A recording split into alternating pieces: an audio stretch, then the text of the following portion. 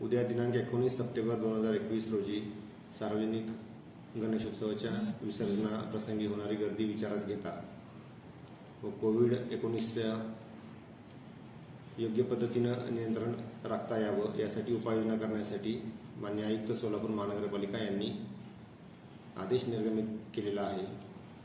त्यामध्ये प्रामुख्यानं सोलापूर महानगरपालिका क्षेत्रातील सर्व प्रकारची दुकानं, ज्यामध्ये अत्यावश्यक असे दूध वितरण केंद्र आणि औषध दुकानं हे वगळता सर्व प्रकारची दुकानं ही उद्या 19 सप्टेंबर रोजी पूर्णपणे बंद राहतील।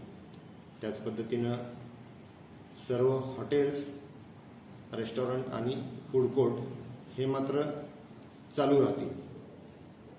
ह्या दोन बाबी वगळता सर्व निर्देश यापूर्वीच्या आदेशाप्रमाणे कायम राहतील।